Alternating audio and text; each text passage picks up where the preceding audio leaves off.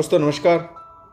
आज की कहानी है दीप दिवाली की, जब अनीता को बहू ने दिखाए अपने रंग ढंग। तो आशा करता हूँ आप सभी कुशल मंगल होंगे। तो आज की कहानी शुरू करने से पहले सबसे पहले आप सभी को मेरी और मेरे परिवार की तरफ से दिवाली की हार्दिक शुभकामनाएं। तो कहानी शुरू करने से पहले जो भी चैनल पर पहली बार आए हैं या जिसने भी अभी तक चैनल को सब्सक्राइब नहीं किया है तो चैनल को सब्सक्राइब करें और घंटी का बटन दबाकर ऑल का आइकन जरूर प्रेस करें ताकि हमारी कहानी आप तक सबसे पहले पहुंचे। तो चलिए शुरू करते हैं आज की एक नई कहानी। बहू, बाथरूम में 2 दिन से तुम्हारे कपड़े पड़े हैं, उन्हें धोकर फैला दो। अनीता ने झाड़ू लगाते हुए बहू से कहा तो वह अपने कमरे से चिल्लाकर बोली, अच्छा ठीक है, फैला दूंगी, आप तो मेरे पीछे ही पड़ जाती। अनीता जी ने बहू से कहा, बेटा मैंने तो आराम से कहा है, इसमें चिल्लाने वाली कौन सी बात है। तो रितु बेड से उठते हुए बोली, चिल्लाने की बात क्यों नहीं, कपड़े मेरे फट जाएंगे तो मांगने आपसे नहीं आऊँगी। जिसने 7 फेरे लिए हैं वह नए कपड़े भी खरीद देगा। आपको पता नहीं क्या दिक्कत है कि हाथ धोकर मेरे पीछे पड़ी रहती हो। आपको कोई दूसरा काम नहीं है क्या? ना शांति से रहती हो ना ही किसी को रहने देती हो। यह सब बड़बड़ाते हुए बहू कमरे से निकलकर तेज कदमों से बाथरूम में घुस गई और अपना सारा गुस्सा बेजुबान कपड़ों पर उतारते हुए बोले जा रही थी। अब इस घर में रहना मुश्किल हो गया, मेरा थोड़ा आराम करना भी किसी को नहीं सुहाता। इस घर के लोग चाहते हैं कि मैं नौकरानी बनकर सारे मकान की सफाई करूं, सबकी सेवा करूं, जैसा मेरा शरीर हाड़ मांस का नहीं बल्कि पत्थर का बना हुआ है। अनीता जी ने अपने इकलौते बेटे अखिलेश के लिए रितु का चुनाव बहुत ही सोच समझ कर किया था। दूध की तरह गोरी और बीकॉम तक पढ़ी सर्वांग सुंदरी रितु को देखते ही अनीता जी उस पर मोहित हो गई थी।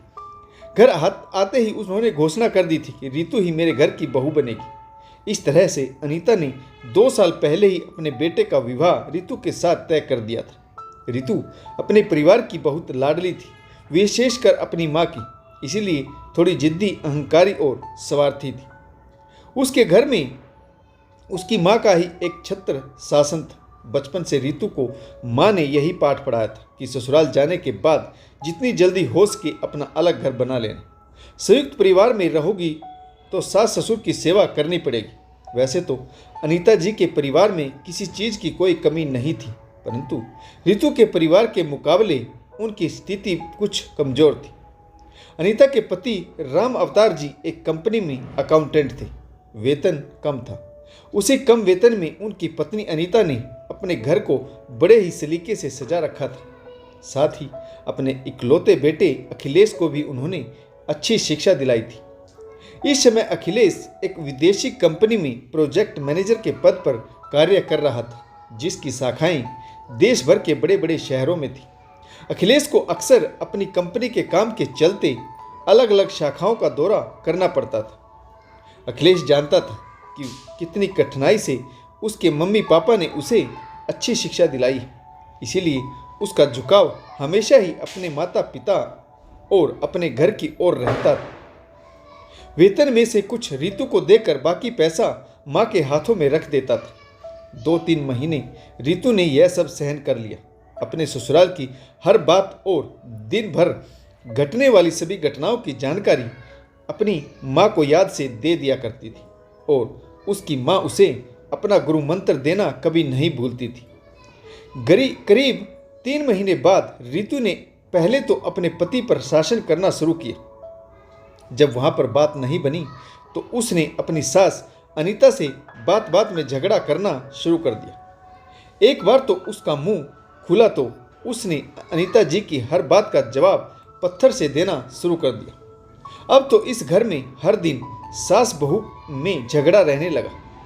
जिस घर में रितु के आने से पहले शांति रहती थी, अब वहाँ पर शांति का नामो निशान नहीं था। घर से दूरी बनाए रखने के लिए अनीता जी ने दोपहर में घर से थोड़ी दूर एक कमरा किराए पर लेकर गरीब बच्चों को पढ़ाना शुरू कर दिया, ताकि घर और बहू के कामों में कम से कम इंटरफेयर हो। राम अवतार भी एक शांति प्रिय व्यक्ति थी।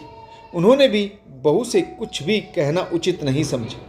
राम अवतार जी अपनी पत्नी से बहुत प्यार करते थे, इसीलिए अपने तरीके से उन्हें समझा दिया, परंतु बहू के मुंह लगना उन्हें उचित नहीं समझा। इसीलिए वह भी अपने ऑफिस से लेट आने लगे। अखिलेश की भी यही स्थिति थी।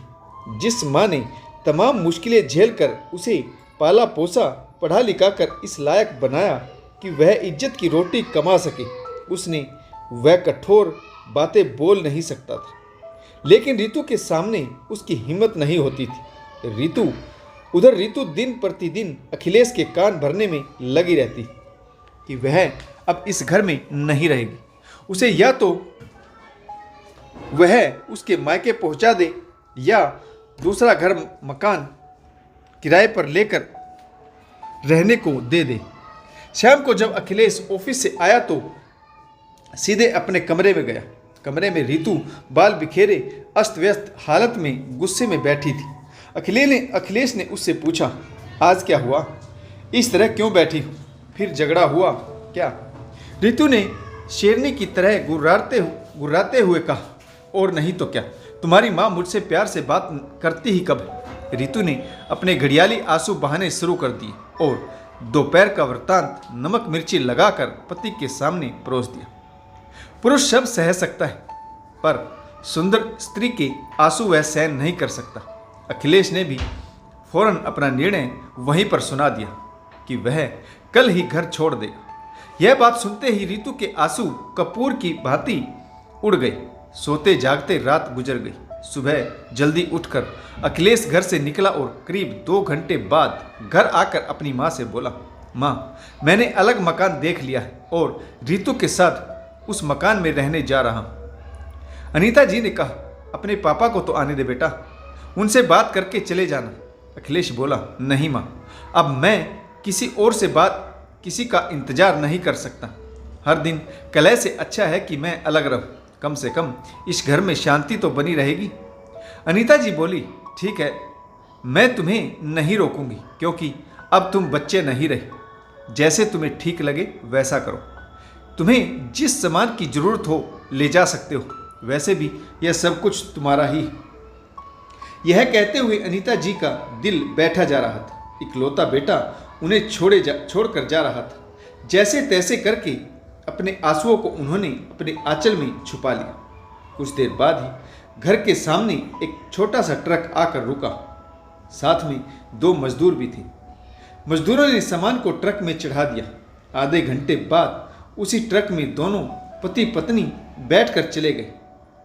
अनीता जी की हिम्मत नहीं हुई कि वह बाहर तक निकलकर अपने बच्चों को जाते हुए देख सके। शाम को जब अनीता जी के पति राम अवतार जी ऑफिस से वापस घर आए तो अनीता ने अपने पति को सारी जानकारी दी। दुख तो बहुत हुआ, पर हर दिन के झगड़े से अच्छा है दोनों जगह शांति तो रहेगी। यही सोचकर राम अवतार जी ने भी एक लंबी गहरी सांस ली। उस रात दोनों पति पत्नी ने खाना भी नहीं खाया। इस साल दिवाली के ठीक 10 दिन बाद बेटे ने घर छोड़ा था। दीपावली का त्यौहार फिर से आ गया। सभी घरों में दीपावली की तैयारियां जोरों शोरों से चल रही थी, परंतु अनीता और राम अवतार जी के मन में किसी तरह का कोई उत्साह व उमंग नहीं थी। दिवाली को 2 दिन बाकी थे। अनीता जी बच्चों को पढ़ाकर वापस लौट रही थी तो रास्ते में उनकी मुलाकात एक अनजान औरत से हुई। लेकिन वह औरत अनीता जी को अच्छे से जानती थी। पहले तो उस स्त्री ने अनीता जी को नमस्ते की, फिर अपना परिचय देते हुए कहा कि वह उनके बहू बेटे के पास वाले मकान में रहती है। उस औरत ने बताया कि आज सुबह रितु की हालत बहुत खराब हो गई थी। उसे मकान मालकिन ऑटो रिक्शा में अस्पताल ले गई क्योंकि अखिलेश कंपनी के काम से बाहर गया हुआ। रितु की डिलीवरी होने वाली है। अनीता ने जब यह सुना तो उस औरत से पूछा कि मकान मालकिन रितु को कौन से हॉस्पिटल में लेकर गई, तो उसने बताया कि वह फोन पर अखिलेश से बात करते हुए कह रही थी कि वह रितु को वर्मा नर्सिंग होम में एडमिट करा देगा। अपने किसी रिलेटिव को फ़ोन करके बुला ले। इससे आगे मुझे कुछ नहीं पता। अनीता जी जल्दी से घर आई। एक थैले में आवश्यक सामान रखा, अलमारी में जो पैसा रखा था उसे लिया और घर पर ताला लगाकर ऑटो से वर्मा नर्सिंग होम में पहुंची। वहां पर जाकर रिसेप्शनिस्ट से रितु के बारे में पता किया तो पता चला कि बच्चा नॉर्मल नहीं हो सकता। डॉक्टर रितु को ऑपरेशन थिएटर में ले गए। तभी एक नर्स ने आकर आवाज़ लगाई, रितु के साथ कौन है? नर्स के हाथ में एक फॉर्म था। जिसे साइन करना था और ऑपरेशन की फीस भी जमा करवानी थी। अनीता ने नर्स से रितु के बारे में पूछा तो वहीं पर रितु के मकान मालिक भी खड़े थे। वह समझ गए कि यह शायद अखिलेश की माँ, तभी इतनी बेचैनी से पूछ रही। उन्होंने अनीता जी को नमस्ते किया और फिर सारी बातें बता दी। अनीता जी ने भी उन्हें बता दिया कि रितु उनकी बहू है। अनीता नर्स के साथ डॉक्टर के कक्ष में चली गई और डॉक्टर विमला भाटिया को नमस्ते करते हुए अपना परिचय दिया कि रितु उनकी बहू है और वह ऑपरेशन की फीस जमा कराने आई। पहले तो डॉक्टर ने उनसे एक फॉर्म पर हस्ताक्षर करवाए और फिर ऑपरेशन के लिए 25,000 रुपये जमा करवाने को कहा। उस समय अनीता जी के पास 10,000 रुपये ही थे। उन्होंने कहा कि अभी यह जमा कर लें, बाकी पैसे वह अपने पति से फ़ोन करके मंगवा लेगी। जब तक आप ऑपरेशन शुरू करें, हमें हर हालत में जच्चा बच्चा स्वस्थ चाहिए। अनीता जी ने पैसा जमा कराया और पति को फ़ोन कर दिया कि वह वर्मा नर्सिंग होम में 10,000 रुपये जमा करा चुकी और 15,000 रुपये ऑपरेशन के लिए और जमा कराने। इसके अलावा और भी पैसे की जरूरत पड़ सकती है, इसीलिए कम से कम 50,000 रुपये का इंतजाम करके जल्दी से जल्दी वर्मा नर्सिंग होम में पहुंच जाए। करीब 1.5 घंटे बाद राम अवतार जी पैसे लेकर हॉस्पिटल पहुंच गए। रितु के मम्मी पापा अभी तक हॉस्पिटल नहीं पहुंचे थे। अनीता जी अपने पति के साथ एक बेंच पर बैठकर ऑपरेशन रूम से शुभ समाचार आने का इंतजार करने लगी। तभी नर्स ने बाहर आकर कहा, रितु के साथ कौन आया? अनीता जी ने कहा, मैं हूँ। नर्स बोली, बधाई हो, रितु को लड़की हुई, बच्ची और माँ दोनों स्वस्थ हैं। थोड़ी देर बाद नर्स ने लड़की को लाकर अनीता जी को दिखाया तो अनीता जी ने अपनी पोती को गोद में लेकर उसका माथा चूम लिया। राम अवतार जी ने भी 500 रुपये का नोट निकालकर पोती की नज़र उतारते हुए नर्स को पकड़ा दिया। थोड़ी देर बाद रितु को एक स्ट्रेचर पर लिटाकर वार्ड में लाया गया। वह उस समय बेहोश थी। उसे वार्ड में एक बिस्तर पर लेटाकर बच्चे को पालने में लेटा दिया। अनीता वहीं एक बेंच पर बैठ गई, कभी अपनी पोती को संभाल रही थी तो कभी रितु को देख रही थी। पति को घर भेज दिया। करीब 4 घंटे बाद रितु को होश आया। उसने आंखें खोली तो देखा कि उसकी सास अनीता उसके पास ही बैठी, गोद में बच्ची। अनीता जी ने खुश होते हुए बहू का सिर सहलाते हुए कहा, बधाई हो बेटी, लक्ष्मी आई, बिल्कुल तुम्हारी जैसी। सास का प्यार और स्नेहिल स्पर्श पाकर रितु को बहुत अच्छा लगा, परंतु उसके मम्मी पापा अभी तक नर्सिंग होम में नहीं पहुंचे थे। राम अवतार जी चाय बिस्कुट और गर्मा गर्म वैद सूप बहू के लिए ले आए। अनीता जी ने अपने हाथों से रितु को वैद सूप पिलाया, क्योंकि रितु के टाकों पर बहुत अधिक जोर नहीं आना चाहिए था। इसीलिए रात भर अनीता जी एक ही बेंच पर बैठी रही, कभी रितु का सिर दबाती तो कभी बच्ची को संभालती। इस तरह जिम्मेदारी निभाते हुए उनकी रात आंखों में ही कट गई। सुबह राम अवतार जी थर्मस में चाय लेकर आए, दोनों को कपों में चाय डालकर दी। पत्नी की ओर देखते हुए कहा, तुम अब घर जाओ, मैं यहाँ बैठता हूँ। 1-2 घंटा आराम करके बहू के लिए खिचड़ी बनाकर लेती आए। आज मैंने ऑफिस से छुट्टी ले रखी है। अनीता जी ने बहुत सी हिदायतें राम अवतार जी को दी और वह घर चली गई। करीब 1 घंटा रितु के पास बैठने के बाद राम अवतार जी बोले, बेटा मैं बाहर बैठा हूँ, गुड़िया अभी सो रही, किसी चीज़ की ज़रूरत हो तो नर्स से कहलवा देना। और राम अवतार जी वार्ड से बाहर चले गए। रितु के बगल वाले बेड पर ही एक स्त्री ऑपरेशन से बच्चा हुआ था, उसकी देखभाल के लिए उसकी माँ वहीं बैठी थी।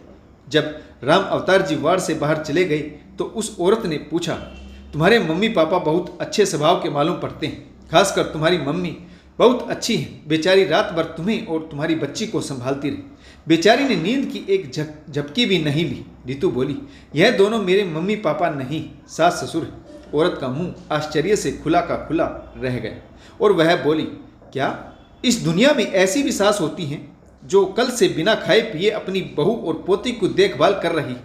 बेटी तुम तो बहुत खुश नसीब हो जो ऐसी सास ससुर मिले। पूरा वार्ड अभी तक यही समझ रहा था कि यह तुम्हारे मम्मी पापा हैं, क्योंकि कोई सास अपनी बहू का इतना ख्याल नहीं रख सकती। मैंने तो पहली बार ऐसा देखा है। अगर हर सास तुम्हारी सास जैसी हो जाए तो कोई बहू जल कर नहीं मरेगी और ना ही कोई बहू फांसी का फंदा अपने गले में लगाएगी। मैं तो तुम्हें यही कहूँगी कि अपनी सास को कभी तकलीफ मत देना। वह औरत प्यार से कुछ हिदायतें देकर अपनी बेटी को पानी पिलाने लगी। रितु सोचने लगी, उसकी मम्मी भी एक औरत है, उसकी सास भी, पर दोनों में कितना फर्क है। एक केवल शासन करना चाहती और दूसरी नम्रतापूर्वक अनुसरण। एक किसी घर को तोड़ना चाहती है तो एक घर को बचाने के लिए तकलीफ उठा रही। मेरे मम्मी पापा अभी तक हॉस्पिटल नहीं पहुंचे। मैंने हॉस्पिटल के लिए चलने से पहले ही उन्हें फ़ोन कर दिया था, परंतु दूसरी तरफ मेरी सास, जिन्हें उड़ते उड़ते किसी से मेरे बारे में खबर लगी होगी और वह तुरंत दौड़ी चली आई। रितु की आंखों में आंसू आ गए। तभी राम अवतार जी आकर बोले, रितु बेटा, चाय पियोगे? रितु ने ससुर की तरफ देखा और सोचने लगी, इस व्यक्ति ने आज तक मुझे बेटा के सिवा और किसी नाम से बात नहीं की और ना ही कभी किसी कोई कठोर शब्द बोले। इन लोगों के साथ मैंने गलत व्यवहार करके बहुत बड़ा अपराध किया है। राम अवतार जी के हाथ में चाय थी। वह बगल वाली स्त्री से कह रहे थे, बहन जी, आपको एक कष्ट दे रहा हूँ, मेरी बहू को हाथ लगाकर उठा दें ताकि यह चाय पी ले। औरत उठी और रितु को उठाकर चाय पिलाने लगी तो राम अवतार जी वार्ड से बाहर चले गए। करीब 10 बजे अनीता जी खिचड़ी और साफ सुथरे कपड़े लेकर आ गई। रितु को धीरे से बैठाकर चम्मच से अपने हाथों से खिचड़ी खिलाने लगी। शाम करीब 4 बजे रितु के पापा और मम्मी एक साथ वार्ड में प्रवेश किया। उस समय सास अनीता रितु के बालों में कंघी कर रही थी। बेड की दूसरी तरफ एक खाली बेंच पर वे दोनों बैठ गए। वह दोनों इस तरह से आए थे कि मानो किसी पार्टी में मेहमान बनकर आए हों। पिता बार बार अपनी टाई ठीक कर रहे थे और माँ के तो कहने ही क्या। दोनों के कपड़ों के परफ्यूम की खुशबू से पूरा वार्ड महक रहा था। दोनों ने औपचारिकतावश अनीता जी को हाथ जोड़कर नमस्कार किया, फिर कोई बातचीत नहीं की। अनीता जी ने रितु के बाल सलीके से बांध दिए और थैला उठाते हुए कहा, बेटी, मुझसे जितना बन पड़ा मैंने कर दिया। अब तुम्हारे मम्मी पापा आ गए, मैं अपने घर जा रही हूँ। तुम भी 1 सप्ताह बाद टाके कटवा कर अपने घर चली जाओगी। और हाँ, आज तक की दवाइयों और अस्पताल के बिल का भुगतान तुम्हारे बाबूजी ने कर दिया, जिसकी रसीद तुम्हारे तकिए के नीचे रखी। अखिलेश आएगा तो उसे मेरा आशीर्वाद कहना। इतना कहकर रितु की सास जाने लगी। उन्होंने एक कदम ही आगे बढ़ाया था कि पीछे से किसी ने उसका पल्लू खींच लिया। मुड़कर देखा तो रितु उनका आंचल पकड़े हुए थी। डबडबाई आंखों से उन्हें देखे जा रही थी। अनीता जी ने आंचल छुड़वाना चाहा तो रितु बोली, माँ, क्या आप अपनी इस मूर्ख बेटी को माफ नहीं करोगी? अनीता जी ने बहू के सिर को अपनी छाती से लगा लिया और उनकी आंखें भर आई। बहू का सिर सहलाते हुए बोली, पगली पगली कहीं की, माँ भी कभी अपनी बेटी से नाराज होती है क्या? स्वयं को क्यों मूर्ख कहती? मैंने तो सैकड़ों में एक बहू चुनी थी। रोना नहीं है, तुम्हारे टाकों में दर्द हो जाएगा। यह कहते हुए अनीता जी ने बहू के आंसू अपने आंचल से पोंछ दिए। रितु ने दूसरी तरफ बैठे अपने मम्मी पापा की तरफ देखा तो उनकी नज़रें झुकी हुई थी। उन्हें महसूस हो चुका था कि अब उनका यहाँ पर कोई काम नहीं। कुछ देर औपचारिक बातें और हालचाल पूछकर वे दोनों वहाँ से चले गए। 1 सप्ताह बाद रितु के टाँके कट चुके थे। अखिलेश भी हॉस्पिटल पहुँच चुका था। नर्सिंग होम से छुट्टी मिली तो रितु ने अखिलेश से कहा, वह अपनी नन्ही सी गुड़िया को लेकर किराए के मकान में नहीं जाएगी, उसे अपने घर जाना है। अनीता और राम अवतार जी के घर में खुशियां फिर से लौट आई। दीपावली से ठीक 2 दिन पहले उनके घर लक्ष्मी ने जन्म लिया। रितु जब घर पहुंची तो दीपावली जा चुकी थी, परंतु अनीता जी ने ढेर सारे दीपक जलाए। रितु ने पूछा, माँ, दीपावली तो जा चुकी है? तो वह बोली, मेरे घर तो दीपावली अभी आई है। इस दिवाली मेरी पोती खुशियों को वापस घर लेकर आई, इसीलिए मैं आज दिवाली मनाऊंगी। तुम भी अच्छी सी साड़ी पहन लो और मेरी पोती को भी सुंदर कपड़े पहना दो। अनीता जी ने आंगन में रखी परात में 11 दीपक जलाए। आज उन दियों की लो बहुत सुंदर लग रही थी, जिससे उनका जीवन भी फिर से जगमगा उठा। तो दोस्तों, इस कहानी में आपको कौन सा किरदार अच्छा लगा कमेंट्स करके जरूर बताइएगा, और आपको यह कहानी कैसी लगी। तो मैं आशा करता हूँ आपको कहानी जरूर पसंद आई होगी। तो कहानी पढ़ने के लिए आप सभी का बहुत बहुत धन्यवाद। जय हिंद, वंदे मातरम, भारत माता की जय, जय जवान और जय किसान।